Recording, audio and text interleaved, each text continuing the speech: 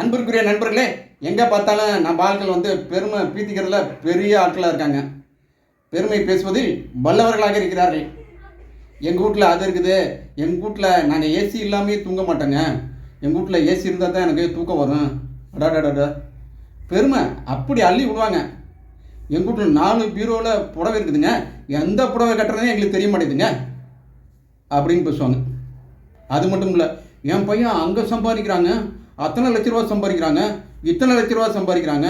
ஐயோ, இவங்க பேசுகிற பெருமையை கேட்டு கேட்டு எதிர்த்த மாதிரி உட்காந்துருக்க ஆளுக்கு அப்படியே மயக்கமே வந்து விடும்.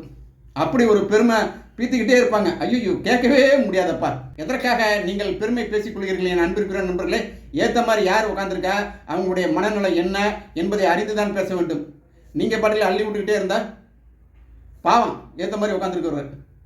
நீங்கள் பெருமை பேசுவதால் உங்களுடைய செல்வம் மலை போல குவியாது, குறைஞ்சுதான் போகும். இதான் பிரபஞ்சத்தோட நியதி. நீங்கள் பேசுகிறதை ஏற்ற மாதிரி உள்ளவர்களுக்கு மட்டும் கேட்கவில்லை. இந்த பேச்சு காற்றில் கலந்து இந்த உலகம் முழுவதும் காற்று எங்கெங்கே இருக்கிறதோ அங்கெல்லாம் மழை பாய்ந்து கொண்டே இருக்கிறது. அதை மட்டும் ஞாபகம் வைத்துக் கொள்ளுங்கள் என் அன்பிற்குரிய நண்பர்களே. பெருமையெல்லாம் வேண்டாம். நம்ம பையன் படிக்கிறான், அதை படிக்கிறான், இதை படிக்கிறான், பசங்களுக்கு சொல்லித்தரான், அதெல்லாம் பேசுங்க. அதை விட்டு எங்கள் வீட்டில் கார் இருக்குது, காரில் போனால் தான் எங்களுக்கு நல்லா இருக்கும், நாங்கள் பஸ்லேயே போனதில்லை. எதுக்கு பெருமை? நீங்கள் பணக்காரராக இருந்தால் உங்களிடமே வைத்துக் கொள்ளுங்கள் உங்கள் பணத்தை யாரும் பங்கு போட வரப்போவதில்லை. ஆனால் இந்த பெருமை பேசுவதை விட்டுவிடுங்கள் என் அன்பிற்குரிய நண்பர்களே. இந்த நாட்டில் ஏழைகளும் இருக்கிறார்கள், பணக்காரர்களும் இருக்கிறார்கள், நடுத்தர மக்களும் இருக்கிறார்கள். அவர்களுடைய மனநிலையை நீங்கள் பாதிக்காதீர்கள்.